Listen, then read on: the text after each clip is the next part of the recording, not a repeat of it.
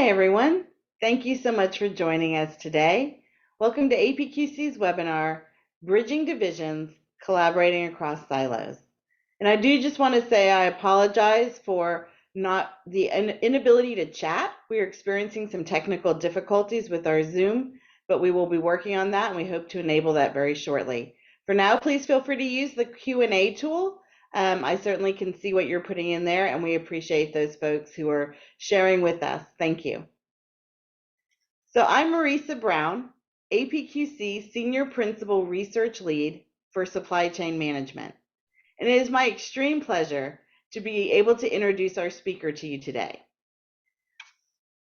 Elisabeth Swan is the president of Swan Consulting and Associates and co-host of the Just in Time Cafe podcast.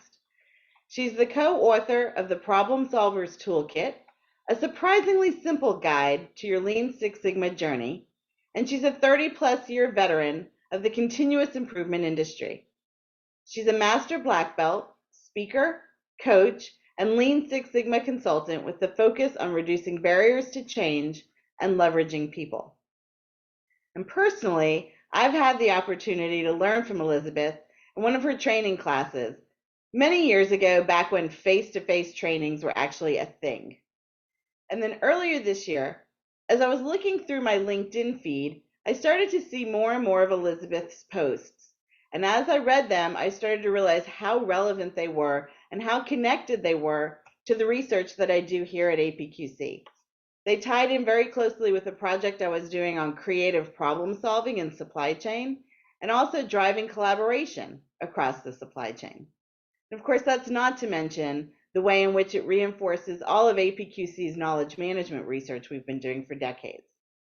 But most memorable, and what really stuck out for me, is Elisabeth does these illustrated posts. And you'll have an opportunity to see what I mean in just a moment. And she really does prove the saying that a picture is worth 1,000 words. So I'm happy to now turn this presentation over to Elisabeth so that she can share with you her memorable thoughts and pictures. Elisabeth? Let's see. Thank you for such a kind welcome, Marisa. It's so great to collaborate with you again. And I think as soon as I have the controls so that I can move the slide forward, I believe I have, click. And there we go. Okay. So we have control. And here's what we're going to work on today. We're going to talk about the factors that lead to silos. We're going to discuss your role in the process of the creation of silos, and then ways to increase connection across silos. So that's what we're up to today. And I am going to start our day off immediately with a poll. All right, so this poll, it's easy. Which one of these acronyms can you translate into words the fastest, right? So look at those, consider which one do the words come to you right away. Lachlan has just launched that poll, and as soon as we get your input, we'll see how we do. I find sometimes acronyms, we know them, we sort of can, like I was talking to Marisa about, our mutual love of Post-it notes. And, and those are from 3M. And she said, oh yeah, I used to work at 3M and I got all the Post-it notes I wanted. And it made me very happy. It made you very happy. And then, but I realized I didn't even know what 3M meant. And you educated me. Yeah, it's Minnesota Mining and Manufacturing. 3M. But so it is, it's a good one. That one I had not heard and realized I hadn't even, I hadn't considered it. I just. Right, it's just part of our vocabulary. It's just part of it. And I see that our Zoom gremlins have eaten part of the poll question, but we do want you to tell us which of these acronyms you can translate into words the fastest. Yes. So we're going to leave this open for just a few more moments. Please click one of these that you immediately can recognize, and not just recognize, but know what the letters stand for. And also want to say hi to all these international folks, man. You got folks from Canada, Lesotho, and Manila, and South Africa. Goodness, this is a very international crew. Thank you all so much for sharing where you're from in the chat. And howdy to those of y'all from Texas. And of course, all across the Southwest. Of All course. right, we've closed the poll. Okay, so here's the results. So we've got FOMO wins. So we're very familiar with the fear of missing out. Let's see, folks were kind of clear on VUCA. For anyone unclear, that's volatility, uncertainty, complexity, and ambiguity. And then CPG, there's a supply chain acronym, consumer packaged goods. And then what got the least was CVS, which is usually a place all of us go to get our prescriptions, or many of us, they're definitely a national chain. So it was, let's see, we had, that was the least. And that, I was telling that as Marisa and I were exchanging our acronym stories, that stands for customer value stores. So there, you know, something new there. But often we kind of know what to do, you know, where to go to get a prescription. But we don't know what the acronym means. Some of them just get sort of part of our vocabulary in other ways. But we'll come back to this thought of acronyms and how acronyms play a part in our silos, the language of silos. All right. So thank you for participating in that one. And as Marisa described, this is one of the illustrations from one of my blogs, which was basically saying, you know, silos happen, right? They happen in an instant, and acronyms are a symptom of silos, right? We have our acronyms within our different silos. And I think about, do you have to have a huge organization for that? And I remember a 7-person internet startup I was part of, and someone used an acronym. They were part of marketing, right? We were starting to separate into departments, and they said, you know, well, the LCV is something and something, something. And I said, what does LCV mean? He said, well, lifetime customer value, right? So that was very important. Oh, I got a good one here. FSM, Flying Spaghetti Monster. Thank you very much for that. That came from Grant. So yeah, we already were kind of starting to form our own languages because we had different ways of shortening what we knew. And, you know, that's one thing that happens. Another thing that happens, some people feel like silos happen because, you know, there's competition between departments, you know, that we start hoarding information. You know, Marisa noted the sort of connection to knowledge management. Obviously, we want to share information across silos, but I don't think it's anything untoward. I don't think people are necessarily hoarding information or competing with other departments. I think that it's too hard to include everybody in everything, right? You just start to separate into the groups you're working with, and humans are tribal, right? And silos kind of become tribes. So we have our languages, and we'll get more into that in a second, but, you know, we form companies because we can do more together than by ourselves, but silos get in the way. So let's look at some of the reasons why that happens. All right, so one of the root causes is the way we manage versus the way processes flow. So, you know, we manage people vertically. It's convenient. I know everyone in the department, so we do it in terms of hierarchy, but our processes do not work like that, right? So these departments become silos, and then our process flows horizontally to our customers. So if we don't work to see that entire flow, then we might optimize one silo or a part of a silo, right? If we don't see what's happening to the rest of that value stream. So I'd like to look at some ways we can address the disconnect.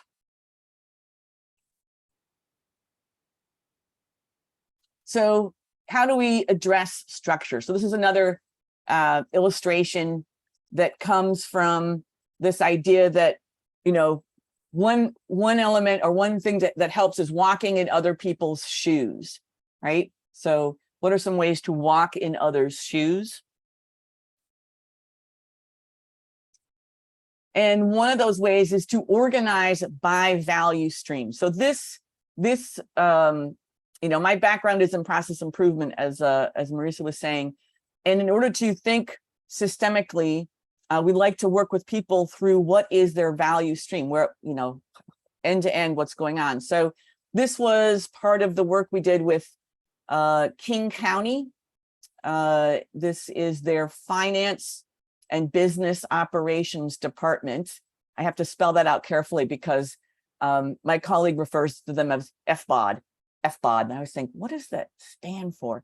Okay, so this is their group, and it was a one-day workshop where we, the directors came up with the overall streams, which was, you know, procure to pay, record to report, hire to retire, order to cash, and what's the last one?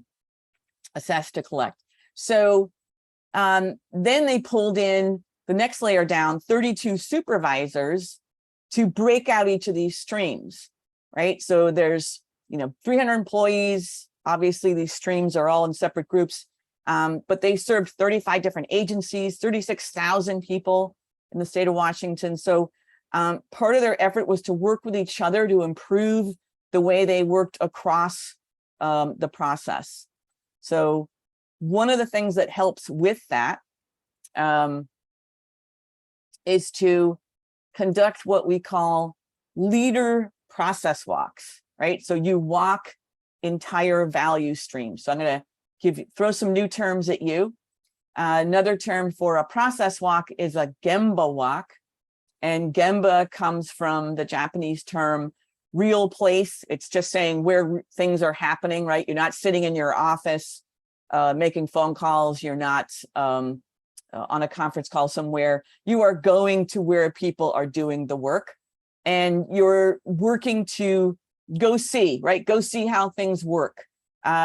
Listen to what's happening out there. See what needs attention. See what looks like it needs improvement. This is a powerful method of both educating leaders on what's happening, but it's also it helps them understand, it helps them connect with people, right? So strengthen relationships, right? They've got time to talk, listen, watch people, really take it in, and have dialogue, right? So this is immediately forming connections, forming a way to reach across and within value streams. So leader process walks we find are incredibly powerful.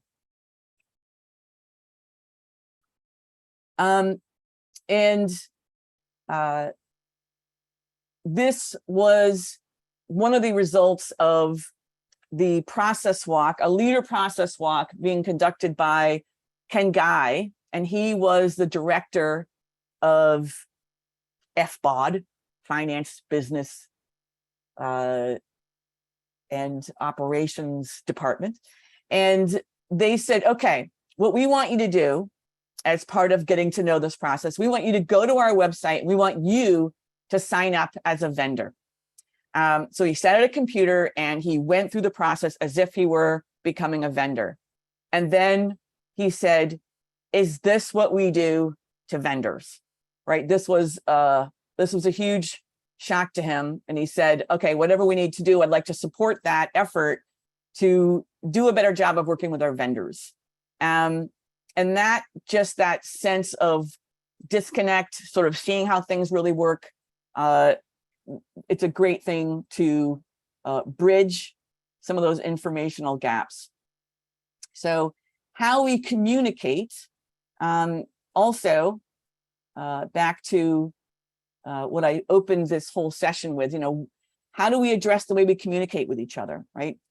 And this one I was having some fun with acronyms, right? So I'll just read them aloud. We've got ADCAR, the act of buying a second automobile; ASAP, description of a person; a SAP, responding to a rush order; DEI, the god of dice; VOC, voice activated voting machines; and VUCA, the sound of a cat coughing up a hairball. So these were just having fun with acronyms that come at us, because I wanted to reflect on what happens when we create acronyms, right? We shorten a string of words, right? And that becomes convenient, right? It takes less time to say ADCAR than awareness, desire, knowledge, acceptance, and I've forgotten the other one. So yeah, and what happens is we shorten it, right? So now we've saved time. Some of these were, long, and so it's faster. So then the person who receives it, they have to translate it. So they read the acronym, maybe they know it, maybe they don't. If they don't know it, maybe they ask what it means. Maybe they remain ignorant because they don't want anyone else to know. But there's actually interesting neuroscience just around how we interpret text anyway. When we see text, we see them as pictures, right? Each letter is a picture. We put those pictures together to form a word. And that is, that's the process we go to. So we read 250 words a minute, and it's a process. So when you shorten an acronym, now you've taken a word, which was a string of symbols, you put it into one symbol. So there's a lot of hurdles a brain is going through. The other thing that happens is once you know an acronym, you assume everyone else does. There's a great expression, the curse of knowledge, right? Because I know it, I assume everyone else knows it, right? So I don't, now I'm using it. And once again, whoever's hearing it, either they are asking me to translate, or they are just letting it go. And so part of the blogs that Marisa was talking about is I ask other people, how do you deal with this, right? How do you deal with this issue? Because it separates us, right? It separates us. We're forming different languages. And one person said when they were in the Army, their boss, when anyone gave a presentation, if the presentation included an acronym, he'd stop the presentation and he'd go around the room and ask if everyone knew what that acronym meant. And if even one person didn't know what it meant, then he would have the person who gave the presentation stand for the rest of that meeting. And he said, you would be surprised at how fast acronyms disappeared from our presentations. And I would say the Army and hospitals are where acronyms actually serve a purpose, right? You might need to say things really fast to save lives. And so I see the need for them in cases like that. But the rest of us, it's just convenience, right? Another person said that they would form internal wikis and just keep adding to the list of acronyms. I actually asked Marisa for the list of supply chain acronyms so that I could sort of see what the private language there was. Another person, another colleague of mine, said he got confused when a client invited him to an FU meeting, and he realized it was his client told him it meant follow up. So he was initially a little bit upset. So there's lots of different ways. It's an exchange, and there's different ways to deal with it. So I've got another question for you. What is your preferred method of acronym management? And you may not have one now, but you may wish for one. So either this is another poll for you to launch, Lachlan. So thank you. So what's your preferred method of acronym management? So either you agree to spell them out when anyone uses them, you create a shareable list, you ban them, maybe something else. And you can put that in the chat. I see someone saying in Brazil, you've got the KISS, keep it simple, stupid. Yes, it is a little bit rude, but yes, it does work. And we have that here too. And Marisa, just out of curiosity, do you keep adding to your list of acronyms? I do. I do. In fact, after talking to you the first time, I added a few more, and then the next time I added a few more. It's Mm, amazing. Like you said, it becomes your shorthand vocabulary, and it's that curse of knowledge. You think everybody else knows what you mean. you do. Yeah. No, immediately you're like, you forget what it felt like when you first read it, right? When you first saw Exactly. FOMO, and your teenager was like saying, and you're like, what? And now we're Yeah, like, oh, I got that. But as fast as you get them, they're taking them away. they do. Yeah. It's the secret language of teens.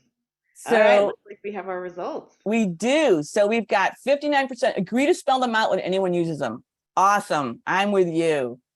Create a shareable list, 25%, 13% other, and then 3% said ban them. It's tough. We kind of have to live with them. So it's like, how do we live with them? But I'm with you. I say, spell them out. Keep it simple, sweetheart. Oh, that's nice, Carolyn. A different way to handle the rudeness of kiss. Yeah, thank you. Okay. So it's not just acronyms, we also have jargon. So let me read you some fun jargon. Agile, my cousin Audrey, the gymnast. Brainstorming, the confusion arising during tornadoes. Countermeasure, the dimensions of your kitchen counter. Gemba, I just gave you that. Gumby's girlfriend. Kanban, forbidding the use of tins. Kata, someone from Boston, referring to President Carter. And tech time, the eternity it takes for teenagers to become tactful. Yeah, so this is the jargon that we live with too. And it creates that Tower of Babel effect, right? So we're, again, different languages. And I asked, so I got your acronyms and I got some of your lingo. So I did a little something for you. I've got you. Someone has MS Word documents pop-ups linked to the acronym abbreviation. That's great. That's a nice one. Thank you for that. And yeah, it's different across different cultures and companies. So here's some for you. COGS, the cost, the child's pronunciation of Dutch shoes. ERP, nickname of OK Corral participant. WHIP, cream with less filling. And bomb, a never-ending explosion. So those are from the acronym list that Marisa shared with me. So COGS, if you don't know, cost of goods sold. I assume I'm speaking to the choir, but I never know. ERP, enterprise resource planning. WIP, work in process. That's in my world too. And BOM, bill of materials. So, and then I did another one on some of your lingo. So let's get that one. Yeah, so this was just in logistics. So bobtail, hockey player trying to match the record of Bruins Bobby Orr. Deadheads, inanimate cattle. Dreyage, how New Zealanders prepare their steak, and pups preferred lodging when camping. And I learned a few things. Bobtail is operating a truck without a trailer. Deadhead is driving a cargo truck with an empty trailer. And drayage, a short distance freight transport. And pups, containers that are 26 to 29 feet long instead of 53. So just having fun, but also just pointing out our different languages, and they're useful, but they also separate us. So I'm going to offer up some ideas for you to improve this side of the house. And this is, once again, the image. I find images are a big help. Part of why I write the illustrated blogs is to speak to people with the image, right? So we process these images faster. We read words 250 words per minute. We process an image in 13 milliseconds. So that is 60,000 times faster than text. So one of the great antidotes is just the visual, right? What can you say with a visual? And then sort of how else can we join forces to improve our connections within silos? One of them is to highlight cross-company goals. So this, I've been working with a manufacturer and they're trying to go through a digital transformation, and they're starting to sort of map where the process is now, and they're trying to choose, the processes to map first. And they said, well, let's start with all the processes that impact our shared goal of on-time delivery. And so that's pulling folks together and getting them to talk across all the different processes there. Another one is shared improvement efforts. This was a company that I toured in Japan in 2019 called Ina Foods. Their shared goal is employee happiness. And all the projects were revolved around safety, ease of access, speed of operations, and it rallied people in an amazing way. So this shared goal, everyone got involved. People would put these up in the cafeteria. This was a big board of all of their improvement efforts. And this was such an eye-opening. Toyota sends their managers to this company, Ina Foods, just to study how they operate, because they have such an amazing manufacturing and just culture. Their improvement culture is amazing. He wrote a book called Tree Ring Management. So if you're interested in learning more, it's a short book, but very powerful and fascinating. So that's one thing. Another one is to conduct improvement process walks, otherwise known as Gemba walks. So these are different from leader process walks. They are done, they take not the hour of a leader process walk. These take more like 2 to 3 hours. They involve in-depth interviews. You focus on specific pain points. You're doing one specific project and you're trying to learn the process and build your own knowledge of what's happening and what people experience throughout the process. And again, it builds communication. It can be across silos, it can be within silos, but not all processes are the same. Some of them we can see, we can walk through, they're concrete. I know what it means to walk the process, but other processes are not, right? So some processes are invisible, right? Planning, ordering, finding a vendor, those can all be online. And process walks involve, sitting, watching people navigate, right? So back to that, getting online and seeing what it's like to sign up as a vendor. So you have to think through, what does it mean to walk the process? But these often cross multiple departments. These kinds of online processes, they're hard to manage. So doing these kinds of process walks really helps connect folks, and it makes a huge difference. So that's one awesome method. Another one is, another example I'm going to give you. Actually, before I do that, I want to hear from you guys. Are your processes visible, invisible, or some combination? So we'll do this poll, and you just give me a sense of what's your current process. How about you, Marisa? Are your processes visible, invisible, or some combination? Yeah, that's an interesting question, because as a services organization, I was going to say, oh, it's all invisible. But then sometimes we actually create a physical report. So you can see the output of the process, but you can't necessarily see everything that happens along the way.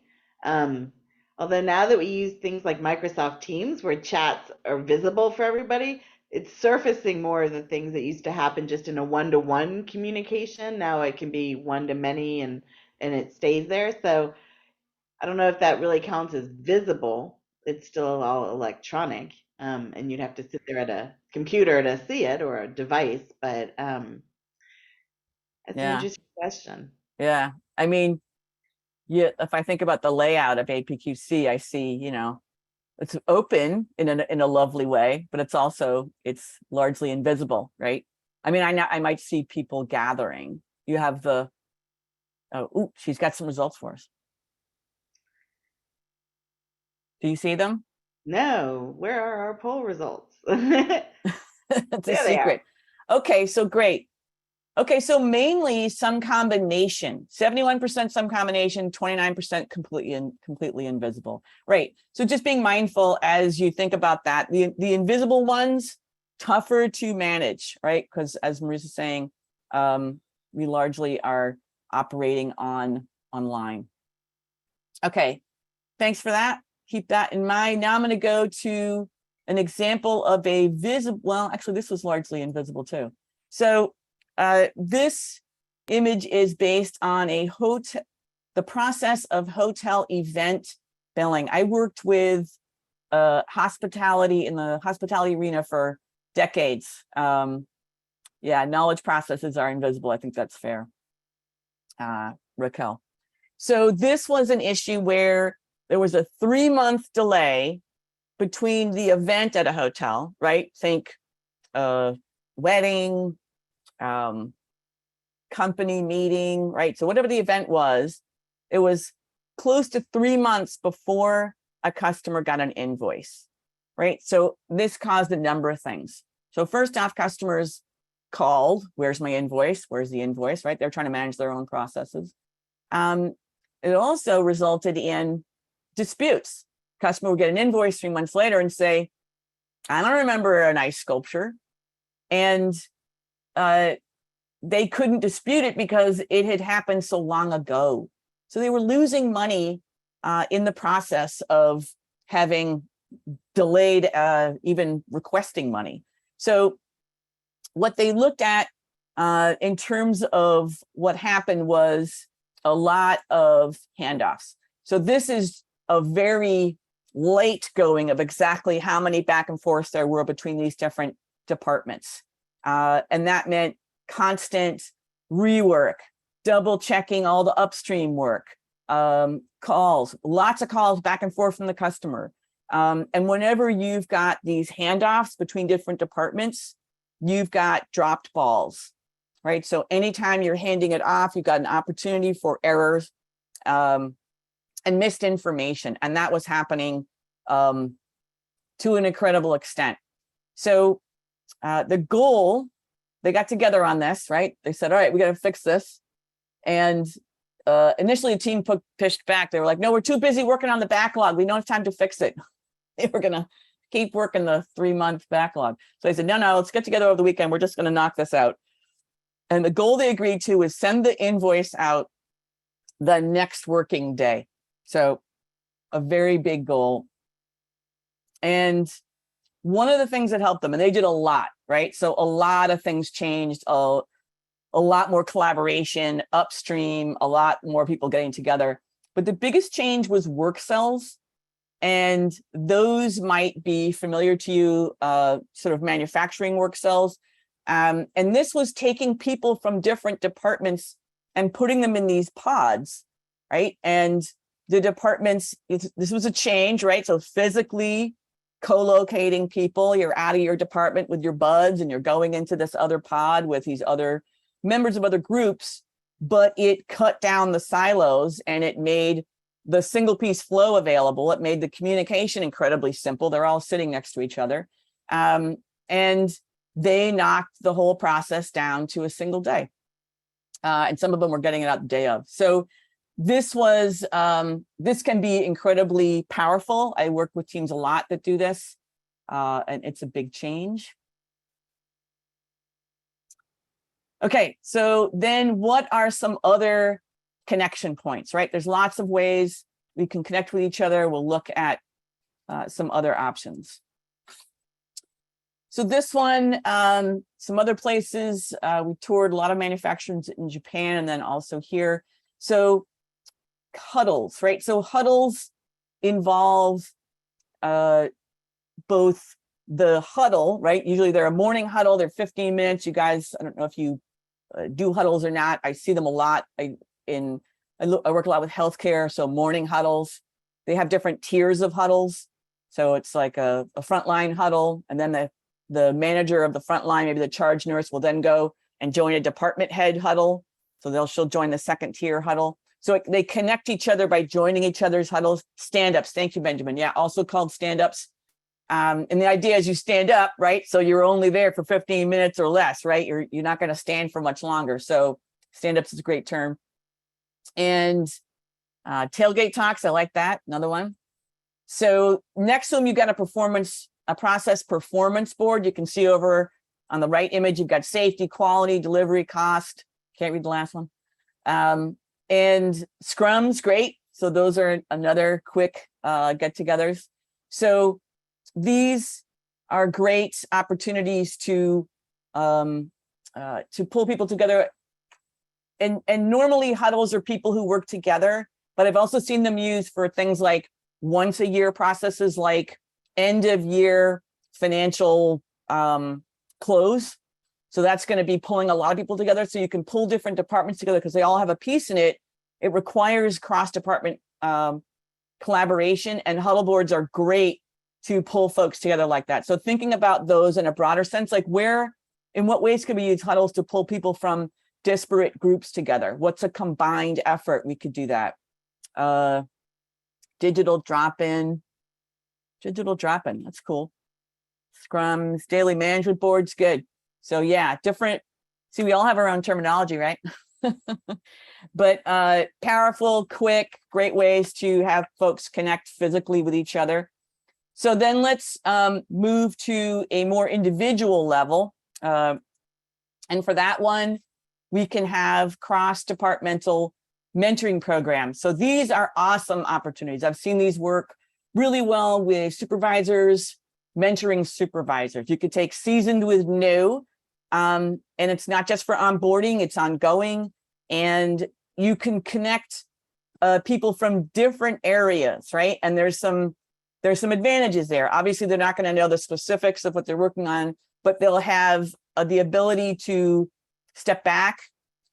People may feel the ability to be more candid. It's not something they were reporting to. It's someone that they are maybe peers with, or they might be below them, but in a different, from a different area.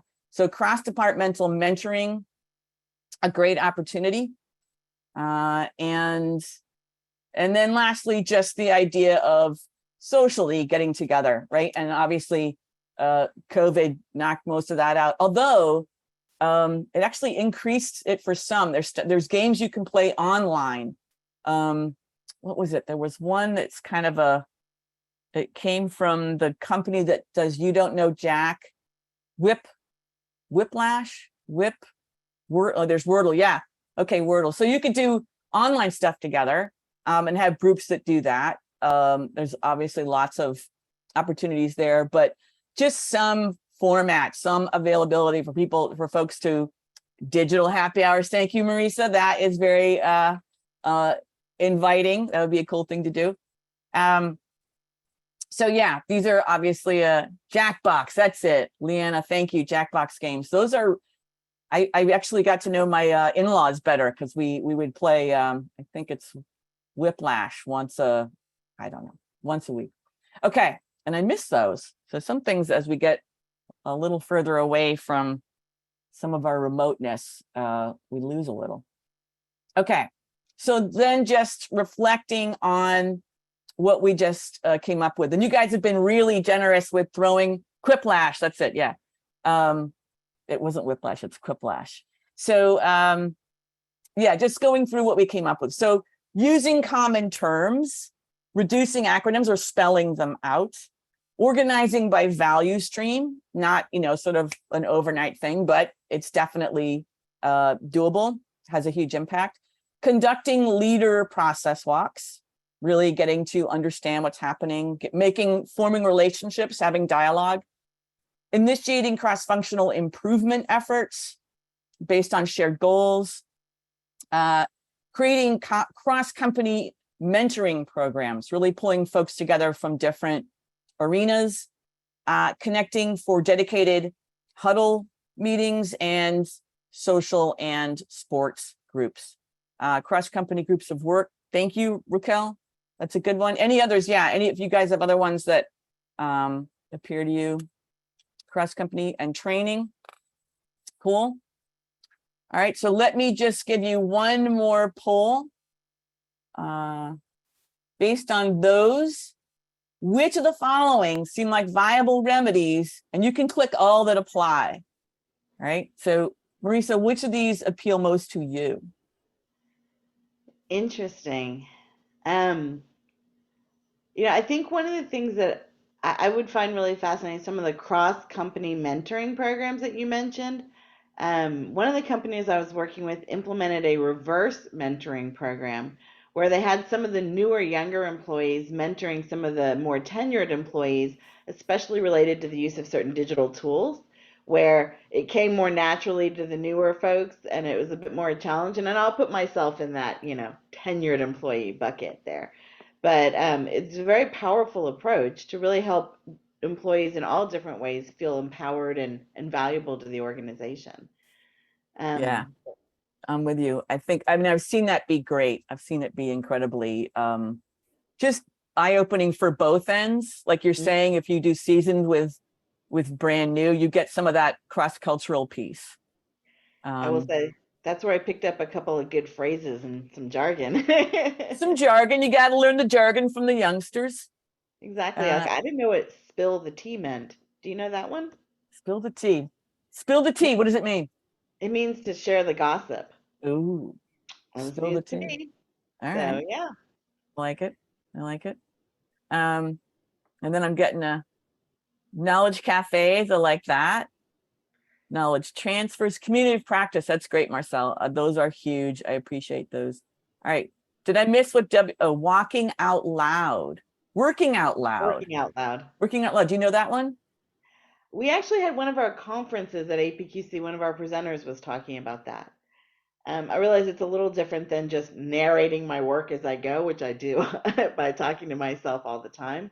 But that is really a very powerful tool.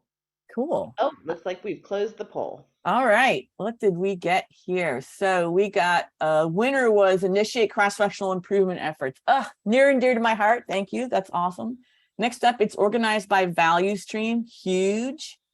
Then comes cross-company mentoring programs. Very cool. Then comes, I think, connect for dedicated huddles. And last up, reduce the acronym. And no one is joining a social or a sports club, people. That's just not happening. We did have the leader process walks that tied with the Ah, dedicated pedals. good. Leader process walks. Right. That came out too. Cool. Organized by, managed by value streams. Nice, Rick. Thank you. Thank you. As opposed to the siloed hierarchy. Well, this is great. Okay. So that brings me to my next call to action for you guys is, pick one. All right. Pick one thing you could initiate and try something next week. And I say write that down because the act of writing actually does something different in your brain, right? It engages you on a different level. So the expression my colleagues use is ink makes you think. So write down what your ideas are. What are you going to try of the things that were listed there, and get the ideas flowing. Awesome. Okay. So that is going to take me to one last. Oh, actually, I think we go to, and this is just to come back to these blogs that cause Marisa to reconnect with me are turning into a book. They're actually already a book. They're in the process of being published. So that's going to happen later this year. If you are interested in just being on the list and knowing when it comes out, Marisa just put that in the chat. And then also, if you want to connect with me on LinkedIn, it's Elisabeth Swan, but not spelled like Keira Knightley in the Pirates of the Caribbean. I don't have a Z in my name. It's an S. So if you look for me on LinkedIn and connect, I will post these. It usually is an illustration, it's a story, and then it's a question for the crowd. And the crowd has been always really generous with different solutions, just like you have been, right? So people have different experiences, different great ideas. And that's what the book is. It's a combination of the story, the illustration, and the wisdom of the crowd. So it's a great collection, good for leadership in all arenas, not just process improvement. Okay. And I think that brings us to questions. Yes, and we have time for just a few questions. And I will say, if you submit your questions into the Q&A tool, we don't get to them during the webinar, don't worry, we will respond and follow up via email. But the first question we have from someone is, can leader process walks be done virtually? Yes. We found out process walks had to go virtual for a lot of folks. And we did those with Zoom in some cases. Some people used iPhones, cell phones, right? Walking around with cameras to show, here's what I do, here's what's going on for the physical places. Other people could share screens so they could show and walk people through how they did what they did. So yeah, I think, yeah. And Nina says she loves virtual learner and saves time making digital. Awesome. All right, yeah. Yep. Okay, so next question we have for you, Elizabeth, is how can you get started on these methods? Do you require a top-down communication coming from leadership to ensure buy-in from the different departments? So what you need is leadership support, right? Nothing happens without leadership saying, yeah, go for it. But the work itself with leadership support is best coming from the front lines. So the people who do the work know the processes the best. So they know the pain, they know the opportunity. So you want to get the permission from up top and reinforcement, and then you want the work to come from frontline. Okay, thank you. We have a question here from Philip who wants to know, going back to grouping functions as a cell, do you have any suggestions to initiate something like that on a global scale? Which I would assume also would include some virtual components. Yeah. So what I find works is proof of concept, right? So you've got to find an opportunity to do it in a place that makes a difference, like it's got elements that impact maybe could translate globally, so that people can see how it works and see what goes into it. And then you get people talking about it.